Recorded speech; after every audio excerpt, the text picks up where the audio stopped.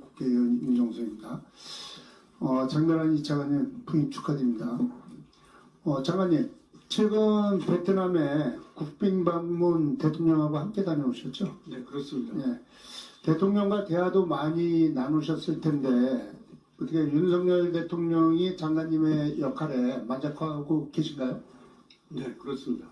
네, 최근 윤석열 대통령의 인사와 발언을 보면 대통령이 문체부를 전혀 신뢰하지 못하고 있는 건 아닌가 생각이 됩니다.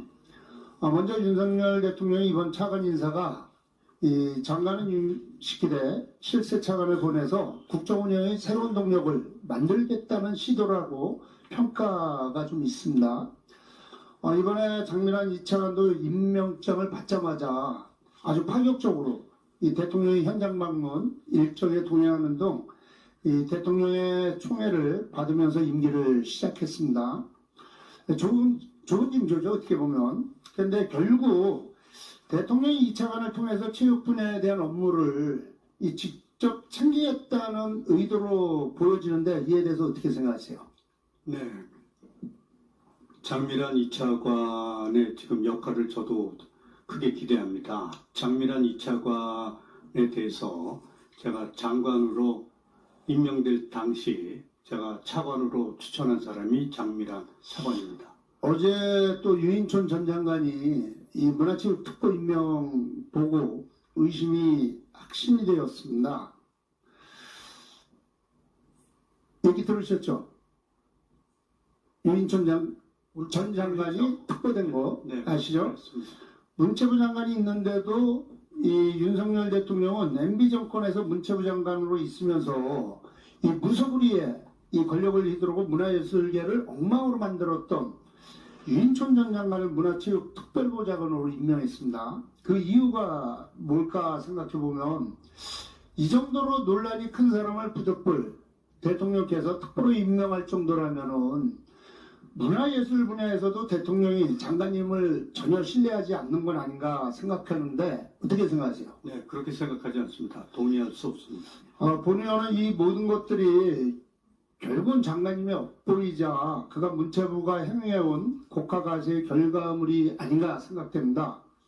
먼저 대통령께서 혹여 진노하실까봐 이 고등학생의 윤석열차 이 카툰 작품에 발간해서 대외 후원도 중단했었지 않습니까? 그 덕분에 온 국민이 KTX는 몰라도 윤석열차는 다 알게 되었습니다. 청와대 개방도 마찬가지라고 생각됩니다. 윤석열 대통령의 위대한 결단이라면 찬양했지만 개방 1주년이 된 지금 청와대 모습 어떻습니까? 좀 찬양이가 많지 않죠? 저 K관광, 한국관광의 랜드마크로 자리 잡혀 있습니다. 그렇게 보진 않는데 뭐 장관님께서 그렇게 보시니까 가보시면 지금 하는 그 제가 봤을 때 국민들한테 매력이 없는 공간 또 동네 공원과 다를 바 없는 그런 공간으로 인식되고 있지 않나 생각되고요. 현장에 청와대라는 공간이 갖고 있는 역사적 상징적 의미는 퇴색되고 있다 생각됩니다.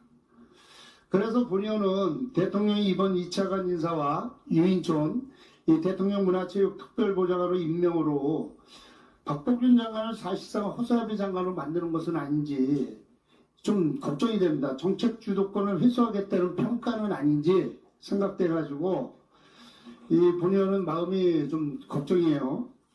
최근 윤석열 대통령의 문체부를 2년 부처로 콕 찍어서 언급했습니다. 알고 계시죠?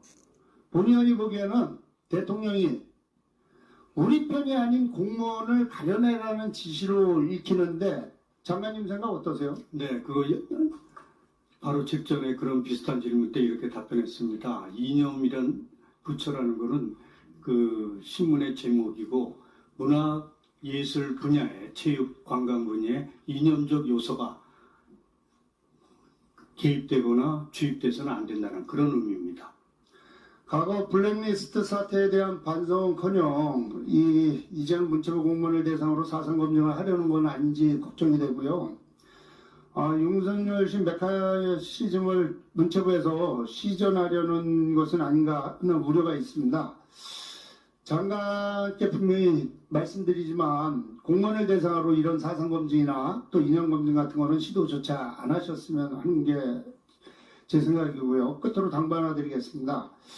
기왕에 윤석열 대통령이 장관이 아니라 유인촌 문화예술특보에게 사실상 이 문화체육분야에 큰 역할을 맡기신 것으로 보아 장관께서 유인촌 특보에게도 보고도 좀 자주 하시고 장민환 2차관하고도 좀 긴밀하게 협의하셔가지고 장관이 대통령이 국정과제 이행에 디딤돌이 될지언정 걸림돌이 되진 말아야 되지 않겠습니까요?